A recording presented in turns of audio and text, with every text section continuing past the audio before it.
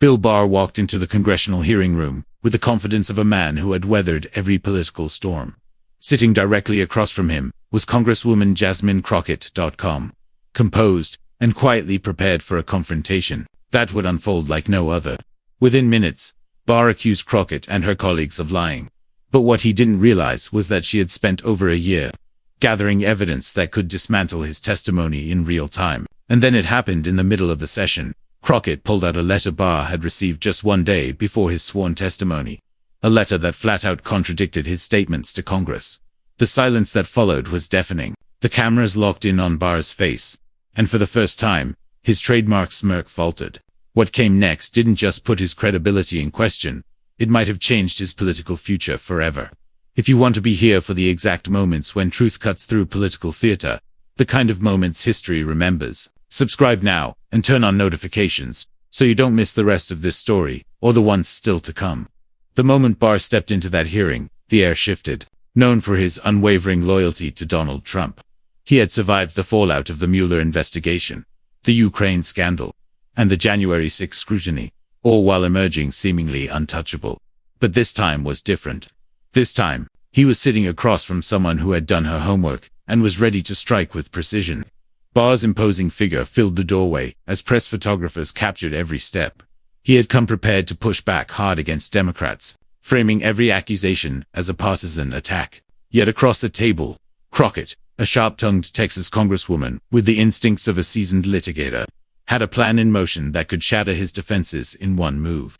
"Mr. Barr," she began, her tone calm but electric with tension, "you've accused me and my colleagues of lying about your actions as Attorney General. I have evidence here that will reveal exactly who's been telling the truth." The noise in the room evaporated. Barr's easy grin began to fade, though he tried to hold his composure. On the surface, this was meant to be another predictable hearing, political sparring for the cameras. But behind the scenes, Crockett had been preparing for months. She wasn't armed with vague talking points. She had documents, recordings, and witness accounts that pointed to Barr misleading Congress and obstructing justice at pivotal moments during the Trump presidency. Barr leaned back, adjusting his glasses with the ease of someone used to being untouchable. After all, he'd faced far worse on paper. But what he didn't know was that Crockett's case had been built meticulously.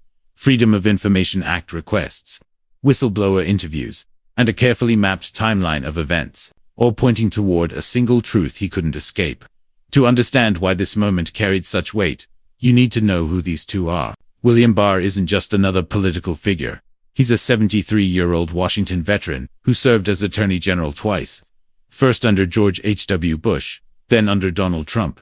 During his second term, he became Trump's most loyal defender, even earning the nickname Trump's Roy Cohn for his willingness to bend the law to shield the president. His power rested on a reputation for knowing how to control the system, shape narratives, and make political problems disappear. But behind closed doors, whispers had circulated for years that Barr had misled Congress, hidden key evidence, and steered investigations to protect Trump.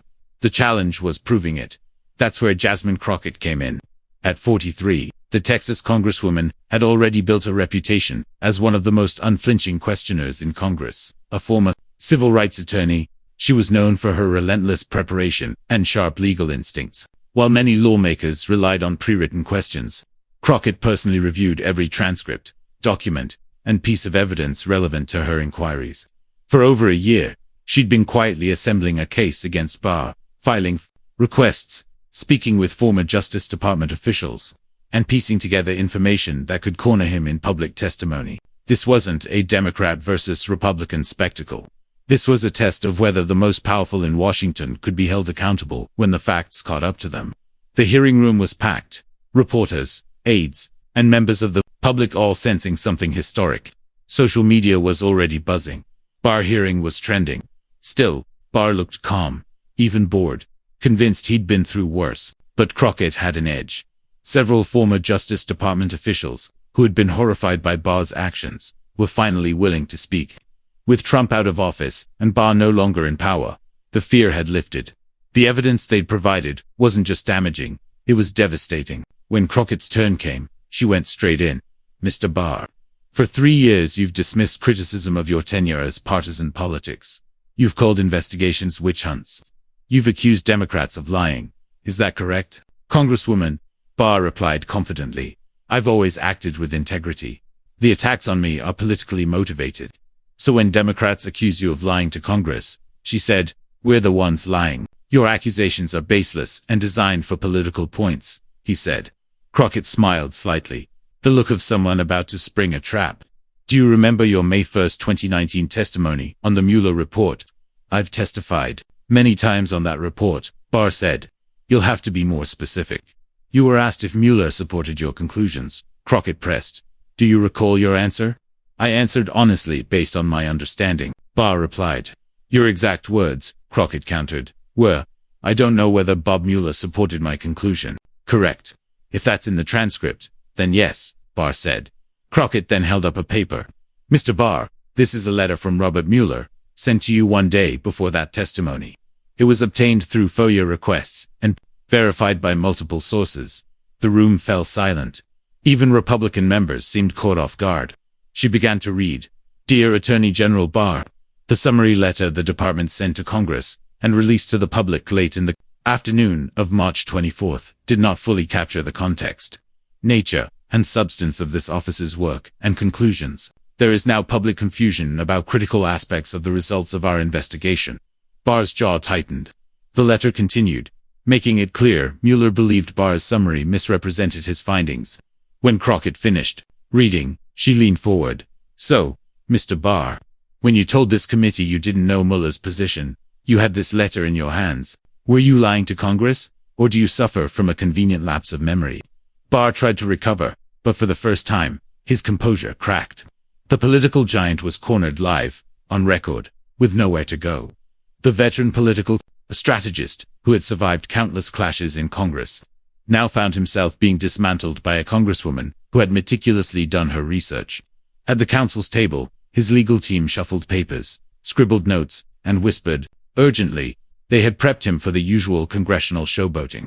Yet nothing in their preparation had readied them for this kind of precise, evidence-driven interrogation. Crockett wasn't tossing out vague allegations. She was methodically backing up every assertion with documents that Barr clearly never expected her to have. The air in the chamber was thick with tension. Even seasoned political journalists admitted they had never witnessed anything like it. Barr, long regarded as a master of congressional hearings, was being strategically broken down by a second-term representative who had transformed what should have been routine political theater into a relentless prosecution. C-SPAN's cameras recorded every subtle twitch of Barr's expression as it dawned on him that his carefully crafted narrative was unraveling in real time. Meanwhile, social media lit up with clips of his increasingly strained attempts to dodge Crockett's laser-focused questioning. But she wasn't finished. Not by a long shot. Mr. Barr, let's discuss the January 6th investigation. You've repeatedly stated that the Justice Department found no evidence of widespread voter fraud in the 2020 election. Is that correct? That's correct. We examined numerous allegations and found nothing that would alter the election outcome, he replied. And you resigned as Attorney General on December 23, 2020, citing personal reasons. Yes. Crockett let the silence linger deliberately, her eyes on her notes, though everyone suspected she had every word memorized. Camera operators subtly shifted angles, sensing something significant was coming. Mr. Barr, before we continue, I want to get something on the record. While you were Attorney General, did you ever receive direct instructions from President Trump regarding specific investigations or prosecutions? Barr's brow tightened. This wasn't where he had expected the questioning to lead. The President and I discussed various matters of national concern, but I always maintained the Justice Department's independence. That's not what I asked. Mr. Barr, yes or no? Did President Trump ever give you direct orders about investigations? He expressed his opinions on various issues. Mr. Barr, she pressed, I'll ask one more time for a simple yes or no. Did Donald Trump ever direct you to take specific actions in Justice Department investigations? Republican members stirred with irritation. Representative Matt Gaetz leaned into his mic. Mr. Chairman, the witness should be allowed to answer fully. Chairman Nadler cut in firmly. Mr. Barr, please answer yes or no. Barr took a long drink of water, clearly stalling. The pause dragged. Finally, he said, there were occasions when the president made his preferences known. So that's a yes. Thank you, Mr. Barr.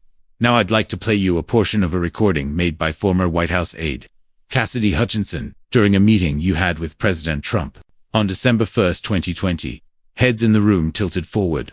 This was unexpected even among Crockett's Democratic colleagues. In this recording, she continued, President Trump says, Bill, I need you to find me votes. I don't care how you do it. And your response, Mr. Barr, is, Mr. President, I understand what you need. Do you deny that this conversation occurred? Barr's face went pale. He said nothing. Mr. Barr, would you like me to play the recording for the committee? This is outrageous. He finally erupted. I don't know where you got this so-called recording, but I categorically deny, Mr. Barr. Crockett interrupted, her voice cutting cold. Are you claiming that Cassidy Hutchinson, former White House aide praised by Republicans for her honesty, is lying? I'm saying I never agreed to anything like that, but you don't deny the conversation happened. Barr realized he was cornered. If he denied it, she'd play the tape. If he admitted it, but claimed he refused Trump's request, she could demand to know why he hadn't reported it. The context of any conversation would be important. Mr. Barr, yes or no? Did President Trump ask you to find votes to overturn the 2020 election? The room was silent, except for camera clicks. This was the moment that could define Barr's legacy. Barr tried one last move. Congresswoman, he began, you're twisting conversations out of context and using illegally obtained recordings. Mr. Barr, she cut in again. Are you accusing a former White House aide of illegally recording conversations? Because Ms. Hutchinson had full legal authority to do so as part of her duties. This is a politically motivated attack. No, sir. Crockett's voice now filled the chamber. This is accountability, something you never thought you'd face. She stood, holding a thick folder. Members of the committee, these are sworn statements from 7 former Justice Department officials who worked directly under Mr. Barr. They describe a pattern of obstruction, manipulation, and outright falsehoods, reaching the highest levels of the department. The chamber erupted, Republicans shouting objections, Democrats demanding to see the evidence, the chairman pounding the gavel. Crockett pressed on.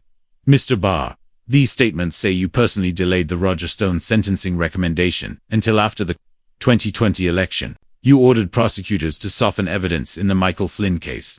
And most damning, you approved talking points to discredit the Mueller investigation before you'd even read the full report. Barr was sweating, his hands trembling as he reached for water. Lies, he barked. Politically driven lies from disgruntled staff. One of those disgruntled staffers, Crockett replied coolly, is Aaron Zelensky, the prosecutor you removed from the Stone case. Another is John Elias, a Justice Department veteran of 15 years. Are you calling them liars? This proceeding is a sham, Barr shot back. Crockett held up another paper. Then let's read from an internal DOJ email you sent to Associate Attorney General Rachel Brand on March 22, 2019. 2 days before releasing your Mueller summary, she read aloud, Rachel, we need to get ahead of this story before Mueller can control the narrative. The full report makes the president look bad, even though there's no collusion. We need to frame this properly. Gasps echoed in the room, even from some Republicans. Mr. Barr, you sent this before Mueller finished his work, and before you released a summary you claimed was based on careful review. You weren't summarizing, you were burying. Barr opened his mouth, but no words came. The man known for controlling every hearing had been completely outmaneuvered. And now, Crockett said, one last piece of evidence, a recording of a phone call between you and Georgia Secretary of State Brad Raffensperger on December 15, 2020. She pressed play, and Barr's voice filled the room. Brad, the president is very concerned about the Georgia vote count. Is there any way we can take another look at some of these ballots? Raffensperger's voice followed. General Barr, we've certified our results. I'm not sure what you're asking. Barr again, I'm asking you to be flexible. This is a matter of national importance. The room erupted, again, Republicans shouting, Democrats cheering, reporters rushing to file stories. But as the recording continued, the noise faded. Raffensperger, sir, we've done multiple recounts. The results are final. Barr's voice, sharper now. Brad, you need to understand the president won't accept these results. If there's anything at all that could give us grounds for a legal challenge, we need to know. Raffensperger, General Barr, are you asking me to find problems that don't exist? A pause, then Barr, quieter but clear. I'm asking you to be very thorough in your review. When the tape stopped, silence fell. Even Republican allies who had defended Barr sat frozen, stunned by what they'd heard. This was no longer merely a matter of deceiving Congress. It had now become proof of possible election interference at the highest levels of government. Representative Adam Schiff, who had remained mostly silent throughout the hearing, leaned toward his microphone. "Mr. Chairman, I believe we must immediately refer this to the Department of Justice for a criminal investigation." The gallery, previously instructed to stay quiet, burst into gasps and murmurs. Security personnel moved in closer to keep order as the magnitude of the revelation began to register with everyone present. Barr sat frozen, his complexion drained of color, his hands trembling noticeably. For the first time in his long career, the man famed for his calm under fire looked as if he might actually be sick. Mr. Barr, Crockett's voice sliced through the noise. "For 3 years you've claimed you always acted within the law, dismissing any criticism as politically motivated. Yet the evidence shows you lied to Congress repeatedly, obstructed justice, and sought to manipulate election results to help Donald Trump." Barr slumped in his seat, all fight gone. The assured Washington power player who had entered the room was now a shattered man, whose falsehoods had finally caught up to him. "The question now," Crockett continued, "is not whether you're guilty, the evidence makes that clear, but whether Congress and the American people will finally hold you accountable for your crimes against democracy." Silence fell. Even Barr's Republican allies said nothing. The evidence was too strong, too undeniable, too damning. Barr slowly reached for his microphone once more. "I request a recess to consult with my attorney." "Mr. Barr," Crockett replied, "the time for lawyers was before you decided to lie to Congress. But you're correct about one thing: you're going to need one." The instant the hearing broke for recess, the political world erupted. This wasn't simply a congressional session. It was the dismantling of one of the most powerful figures in recent American politics. Within minutes of Crockett's presentation, Barr was trending at #1 on Twitter. Video clips of his changing facial expressions as each piece of evidence landed were being shared thousands of times per minute. Political journalists were calling it the most significant congressional moment since Watergate.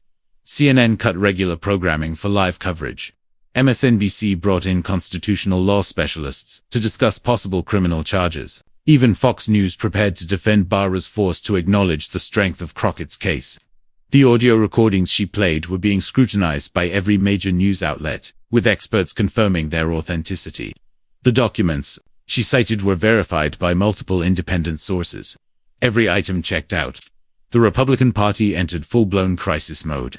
GOP leaders, who had planned to use the hearing to go after Democrats, suddenly faced questions about whether they supported Barr's conduct. Several Republican senators who had once praised him now issued statements distancing themselves. Senator Lindsey Graham, one of Barr's staunchest supporters, told reporters, "If these allegations are true, they constitute a serious breach of public trust. The Justice Department must stand above politics."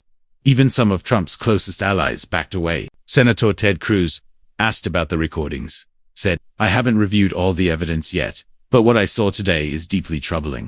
Democrats saw the moment as vindication for years of warnings about Barr. House Speaker Nancy Pelosi demanded an immediate criminal referral. Senate Majority Leader Chuck Schumer called for his security clearance to be revoked without delay. The biggest political winner was clearly Jasmine Crockett. The congresswoman, previously little known outside Texas, was suddenly being discussed as a possible future presidential contender. Her meticulous takedown of Barr was being compared to the greatest moments in congressional history. Former President Obama tweeted, "Today we saw real accountability." Congresswoman Crockett showed that in America, no one is above the law. While drama unfolded inside the hearing room, the internet went wild. Barr exposed soared to the top of Twitter's trending list within minutes of Crockett's first reveal. A clip of Barr's shocked face when she read Mueller's letter had been viewed over 100,000 times before the hearing even ended. Political TikTok lit up with reaction videos. Young creators posted split-screen comparisons of Barr's confident entrance against his increasingly panicked expressions as Crockett dismantled him piece by piece. One dramatic, music-backed montage of his worsening distress racked up 2 million views in an hour. Instagram flooded with infographics breaking down each piece of evidence, complete with detailed timelines of his evolving lies. The most shared post juxtaposed his testimony claiming ignorance with documents proving otherwise. On Reddit, the R-Politics megathread exploded to over 50,000 comments in 2 hours. Users analyzed every moment, explained legal implications, and praised Crockett's preparation. YouTube political channels live-streamed reactions, pausing frequently to discuss the importance of each revelation. Chat rooms moved so fast, moderators struggled to keep up with the flood of praise for Crockett's methodical demolition of Barr's credibility. The story quickly went international. BBC, Al Jazeera, and other outlets aired live coverage, calling it a historic display of accountability. In U.S. politics, foreign correspondents remarked they had never witnessed such thorough preparation and evidence. Viewership rivaled major sporting events. That night, Rachel Maddow opened her show saying, "In 30 years of covering politics, I have never seen anything like what Jasmine Crockett did today." She didn't just question Bill Barr, she ended his career. Conservative commentator David Froome wrote in The Atlantic, "Whatever you think of Barr's politics, today's evidence shows a pattern of corruption that should alarm every American who values the rule of law." Even conservative editorial boards conceded the point. With the Wall Street Journal writing, Representative Crockett's evidence raises serious questions about Mr. Barr's conduct that cannot be brushed off as partisan. Within hours, former federal prosecutors appeared on television to discuss possible criminal charges. The recordings appeared to reveal clear obstruction of justice and possible election interference. Former U.S. Attorney Preet Bharara tweeted, "Based on what I heard today, Bill Barr should be very worried. The obstruction evidence is overwhelming." Legal analysts noted that the statute of limitations had not yet expired for many alleged crimes. Pressure mounted on the Justice Department to launch a criminal investigation. In the days after, Barr's team scrambled to contain the fallout. His lawyer issued a statement claiming the recordings were taken out of context and that Barr had always acted lawfully. The effort backfired when reporters asked for the supposed context and the team offered none. Assertions that the audio was selectively edited were dismantled by experts confirming it was complete and unaltered. Barr himself largely vanished from public life, canceling scheduled media appearances and declining all interview requests. Crockett had shown that with preparation and solid evidence, even the most entrenched power players could be held to account. Her systematic approach became a model for congressional investigations. The hearing solidified her reputation as one of the chamber's most effective members. Within weeks, she was urged to run for Senate. Political operatives nationwide reached out. She had gone from a relatively obscure House member to a national political force almost overnight. The hearing also proved a larger point. Truth still matters in American politics. In an age where many politicians seem immune to consequences for dishonesty, Crockett demonstrated that evidence eventually catches up. In the weeks that followed, she became the most sought-after Democratic voice in the country. She was featured on every prominent television show, and her interviews amassed millions of views. Her publishing contract was reportedly valued at more than $2 million, and she received invitations to speak at universities nationwide. Yet Crockett stayed concentrated on her responsibilities in Congress. In her interviews, she consistently stressed that the hearing was not about her personally. It was about ensuring accountability and upholding the rule of law. "My role isn't to gain fame," she told CNN's Anderson Cooper. "My role is to guarantee that influential individuals cannot deceive the American public without facing repercussions." Today, we proved that no one, not even a former attorney general, is beyond the law. The Barr hearing delivered a strong warning to both current and future government leaders. Congress was no longer a venue where dishonesty could go unpunished. Crockett had established a fresh benchmark for congressional oversight that her colleagues were already seeking to emulate. The hearing also highlighted the strength of thorough preparation and unwavering persistence. Crockett had invested over a year in building her case against Barr, and that diligence yielded extraordinary results. She proved that, at times, the greatest tool in politics is simply the truth. As one political analyst put it, Jasmine Crockett didn't merely dismantle Bill Barr that day. She revived the belief that, in America, justice can still triumph over power. Within a week, the Justice Department declared it was launching a formal probe into Barr's actions. The FBI began questioning the witnesses Crockett had cited in her presentation. The House voted to hold Barr in contempt of Congress for lying under oath. But the inquiry quickly broadened beyond just him. The recordings Crockett disclosed implicated additional high-ranking officials from the Trump administration. In a matter of days, federal prosecutors were issuing subpoenas to former White House aides, Justice Department staff, and state election officials contacted by Barr's associates. The Georgia phone call recording, in particular, unlocked a completely new line of inquiry. Legal specialists observed that Barr's conversation with Raffensperger bore uncanny Resemblances to Trump's infamous call, urging Georgia officials to find 11,780 votes. Discovering that Barr had made similar appeals indicated a coordinated plan to pressure state authorities into overturning election outcomes. Former federal prosecutor Andrew Weissman appeared on MSNBC to explain the legal stakes. What we heard today isn't just proof of lying to Congress. It could be evidence of a criminal conspiracy to interfere in a federal election. The Justice Department will be compelled to pursue this aggressively. These revelations also reignited scrutiny of other elements of Barr's time in office. Congressional investigators began revisiting his management of the Michael Flynn case, his intervention in Roger Stone's sentencing, and his involvement in clearing protesters from Lafayette Square. Each investigation that had previously been blocked by Barr's obstruction was now reopening with renewed determination. Bar associations in New York and Virginia, where Barr held law licenses, announced ethics probes that could lead to his disbarment. Experts in legal ethics pointed out that lying to Congress under oath was precisely the type of misconduct that could justify losing one's license to practice law. For Crockett, the hearing was only the start. She was already laying the groundwork for her next inquiry, and Washington insiders were cautioning their clients that deceiving Congress was no longer without risk. The age of consequence-free dishonesty in American politics had ended. Political strategists throughout Washington were dissecting footage of Crockett's questioning to uncover how she had prepared so effectively. Law schools began adding her questioning methods to their trial advocacy training. Her systematic, fact-driven strategy became the model for congressional oversight. And it all began with one congresswoman from Texas who refused to allow the powerful to escape justice. The final issue was no longer whether Bill Barr would face repercussions. The evidence was simply too strong to overlook. The real question was which influential figure would next encounter Jasmine Crockett's unyielding pursuit of truth.